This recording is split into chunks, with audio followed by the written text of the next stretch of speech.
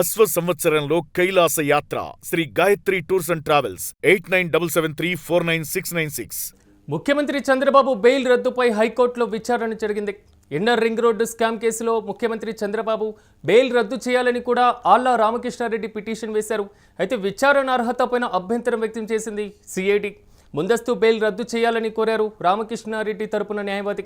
అయితే విచారణ అర్హతపైన వాదనలు వినిపించాలని ఇరుపక్షాల యొక్కను ఆదేశించింది న్యాయస్థానం. ఈ నేపథ్యంలో తదుపరి విచారణను మార్చి 10కి వాయిదా వేసినటువంటి పరిస్థితి కనబడుతుంది. ఇన్నర్ రింగ్ రోడ్డు వ్యవహారానికి సంబంధించినటువంటి అలైన్మెంట్ మార్పుకు సంబంధించినటువంటి వివాదం రచ్చరేపినటువంటి పరిస్థితి కనబడుతుంది. తాజాగా దానికి సంబంధించినటువంటి విచారణపైన మాత్రం న్యాయస్థానం కీలకమైనటువంటి ఆదేశాలు జారీ చేసినటువంటి పరిస్థితి. ఇక ఇదే అంశానికి సంబంధించి మరింత సమాచారం మా విశాఖ బ్యూరో చీఫ్ భరత్ అందిస్తారు. భరత్, చెప్పండి. విచారణ అయితే 10వ తేదీకి వాయిదా వేసినటువంటి పరిస్థితి కనబడుతుంది. ప్రధానంగా న్యాయస్థానం ఏమేమి వ్యాఖ్యలు చేయడం జరిగింది? పూర్తి అప్డేట్స్ ఏంటి? ఏదైతే Amaravati inner ring road scam కు సంబంధించినంత వరకు ముఖ్యమంత్రి చంద్రబాబు నాయుడుకు సంబంధించి బెయిల్ పిటిషన్ రద్దు చేయాలంటూ కూడాను ఏదైతే పడినటువంటి పిటిషన్ కు సంబంధించినంత వరకు ఆళ్ల రామకృష్ణారెడ్డి పిటిషన్ వేయడం జరిగింది. పిటిషన్ వేయడంపై అయితే మాత్రం సిఐడి అభ్యంతరం వ్యక్తం చేసినటువంటి పరిస్థితి. ముందస్తు బెయిల్ రద్దు చేయాలంటూ కూడా రామకృష్ణారెడ్డికి తరపున న్యాయవాది వాదించినటువంటి సిచ్యువేషన్ అయితే కనిపిస్తా ఉందని చెప్పొచ్చు. మరి ముఖ్యంగా ఇరు వర్గాలకు సంబంధించినంత వరకు వాదనలు విన్న తర్వాత డెసిషన్ తీసుకుంటుందంటూ కూడా కోర్టు తెలపడం, ఇరు వర్గాల వాదనలు వినిపించాలంటూ కూడా కోర్టు తెలిపి మార్చి 10కి వాయిదా వేయడం జరిగింది. అంటే మరి ముఖ్యంగా ఈ కేసుకు సంబంధించినంత వరకు కూడా ఆ రోజు అలైన్మెంట్ కి సంబంధించినంత వరకు Amaravati inner ring road alignment కు సంబంధించి సుమారుగా ఆ రోజుకు ఉన్నటువంటి పరిస్థితులకు అనుగుణంగా కూడాను సుమారు 500 ఎకరాలకు సంబంధించినంత వరకు కూడా చాలా తక్కువ రేటుకి, అంటే 250 కోట్ల రూపాయలు కొనుగోలు చేయడంతో పాటుగా అక్కడ ఉండేటటువంటి స్కామ్ ఆ ల్యాండ్ ని ఇన్నర్ రింగ్ రోడ్ లోకి తీసుకొచ్చి సుమారుగా 200 నుంచి 2000 నుంచి 2500 కోట్ల స్కామ్ జరిగింది. అదంతా కూడా హెరిటేజ్ లో పెట్టారంటూ కూడా ఆ రోజు పిటిషన్ దాఖలు చేయడం, దానికి సంబంధించినంత వరకు కూడా 542 పేజీలతో కూడినటువంటి ఛార్జ్ షీట్ సిఐడి కౌంటర్ దాఖలు చేయడం అంటే జరిగింది. అయితే ఇదంతా ఒక ఎత్తు అయితే సిఐడికి సంబంధించినంత వరకు కూడా విచారణ దాఖలు చేసినటువంటి పరిస్థితి ఆ రోజు ముఖ్యమంత్రిని అరెస్ట్ చేసినటువంటి సిచ్యువేషన్. అప్పుడు ఉన్నటువంటి పరిస్థితులకు సంబంధించినంత వరకు కూడాను బెయిల్ పిటిషన్ రద్దు చేయకూడదంటూ కూడా 542 పేజీలు కోర్టుకు దాఖలు చేసినటువంటి సిఐడి ఇప్పుడు ఏసీబీ కోర్టును ఆశ్రయించినటువంటి సిచ్యువేషన్ అయితే కనిపిస్తుంది. కేసు కూడా లేదు చెప్పడంపై అయితే మాత్రం రామకృష్ణారెడ్డి తీవ్ర అభ్యంతరం వ్యక్తం చేసిన పరిస్థితి. కేసుకు సంబంధించిన వరకు ఐఆర్ఆర్ కేసుకు తొలి ముద్దాయిగా A1 గా ముఖ్యమంత్రి చంద్రబాబు నాయుడు ఉండగా మన మంత్రి నారా లోకేష్ 14వ ముద్దాయిగా ఉన్నారు. అయితే పూర్తిగా కూడా కేసుని తప్పుదారి పట్టించి ముందస్తు బెయిల్ తీసుకురావడం అంటూ జరిగింది. నేడు ఆ కేసును కూడా పూర్తిగా కూడా ఎవరైతే ఐఏఎస్లతో పాటుగా అక్కడ ఉండేటటువంటి అధికారులందరినీ కూడాను వాళ్ళ ప్రలోభాలకు గురి చేసి కేసు లేకుండా చేస్తున్నారు అంటూ కూడా ముఖ్యమంత్రి పైన పూర్తి స్థాయిలో రామకృష్ణారెడ్డి పిటిషన్ దాఖలు చేయడంతో పాటుగా మండిపడినటువంటి పరిస్థితి. మరి ముఖ్యంగా కేసుకు సంబంధించినంత వరకు కూడాను హైకోర్టు కీలక ఆదేశాలు జారీ చేసినటువంటి సిచ్యువేషన్. ఏదైతే పిటిషన్ దాఖలైనటువంటి నేపథ్యంలో సిఐడి అభ్యంతరం వ్యక్తం చేసినటువంటి సిచ్యువేషన్.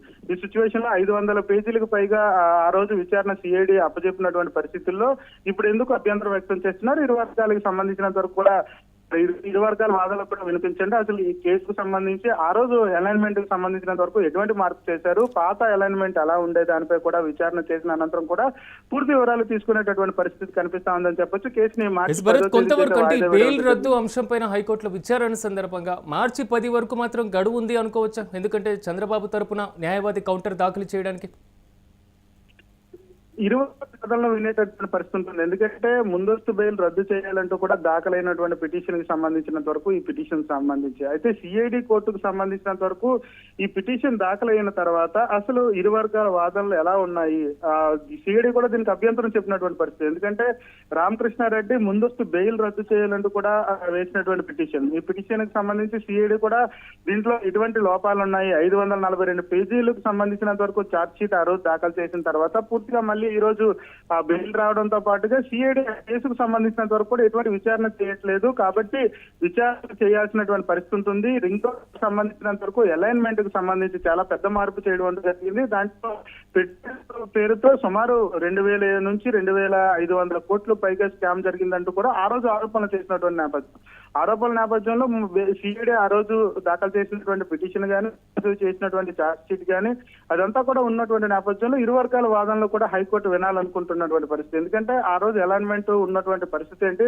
2014 తర్వాత అలైన్మెంట్ కి సంబంధించినంత వరకు ఎటువంటి అలైన్మెంట్ తీసుకున్నారు, ఎవరికి సంబంధించినంత వరకు కూడా అలైన్మెంట్ మార్పులు తీసుకొచ్చారు, ఎంత దీంట్లో జరిగిందంటే కూడా పూర్తిగా కూడా రోజు సమర్పించినటువంటి సిఐడి నేడు పూర్తిగా కూడా మాట్లాడవేస్తుందంటూ కూడా నలక రామకృష్ణారెడ్డి న్యాయవాది చెప్పినటువంటి నేపథ్యంలో ఇరు వర్గాలకు సంబంధించినంత వరకు పూర్తి విచారణకు సంబంధించి ఆ రోజు ఏ పిటిషన్ దాఖలు చేశాడు, ఆ 542 పేజీల్లో ఉన్నటువంటి పూర్తి అంశాలను కూడా విచారణ చేపట్టాల్సినటువంటి పరిస్థితి ఉంటుంది. మరొకవైపు ప్రభుత్వం ఇదంతా కూడాను ప్రభుత్వ తరపు న్యాయవాది అయితే ఇదంతా కూడా క్యాష్ పిటిషన్, దీనికి సంబంధించినంత వరకు కూడా సిఐడిఏ ఈ కేసులో బలం లేదంటూ చెప్తున్నటువంటి నేపథ్యంలో ఈ ముందస్తు బెయిల్ రద్దు ఎలా చేస్తారంటూ కూడా సిఐడికి సంబంధించినంత వరకు కానీ ప్రభుత్వానికి సంబంధించిన న్యాయవాది కూడా ప్రశ్నిస్తున్నటువంటి పరిస్థితి. ఈ నేపథ్యంలో హైకోర్టు నుంచి ఏదైతే ఇటువైపు ఆల రామకృష్ణారెడ్డి పిటిషన్ కి సంబంధించినంత వరకు బెయిల్ రద్దు అంశానికి సంబంధించి అసలు ఏదైతే ఔటర్ రింగ్ రోడ్ అలైన్మెంట్ మార్పుకు సంబంధించి ఎటువంటి మార్పులు తీసుకొచ్చారు, ఆ రోజు జరిగినటువంటి అంశాలు ఏంటి,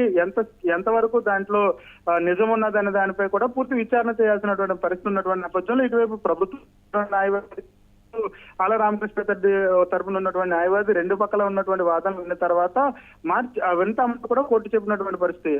దీనికి సంబంధించినంత వరకు మార్చి 10వ తేదీ వరకు కూడా దీన్ని వాయిదా వేసినట్టు తిరిగి కోర్టుకు వచ్చిన తర్వాత ఇరు వర్గాలు విన్న తర్వాత కోర్టు ఎటువంటి డిసిషన్ తీసుకుంటుంది అయితే మాత్రం వేచి చేయవలసిన పరిస్థితి కనిపిస్తూ ఉందని చెప్పొచ్చు. Raj right Bharat, thank you. ముఖ్యమంత్రి చంద్రబాబు బెయిల్ రద్దుపై హైకోర్టులో విచారణ జరిగింది. ఇన్నర్ రింగ్ రోడ్డు స్కామ్ కేసులో చంద్రబాబు బెయిల్ రద్దు చేయాలని మాజీ ఎమ్మెల్యే ఆళ్ల రామకృష్ణారెడ్డి పిటిషన్ దాఖలు చేశారు. ఇక విచారణ అనర్హతపై కూడా పూర్తి స్థాయిలో అభ్యంతరం వ్యక్తం చేసింది సిఐడి.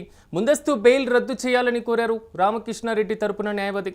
అయితే విచారణ అర్హతపై వాదనలు వినిపించాలని ఇరు పక్షాలను ఆదేశించింది న్యాయస్థానం. తదుపరి విచారణను మార్చి 10కి వాయిదా వేసింది.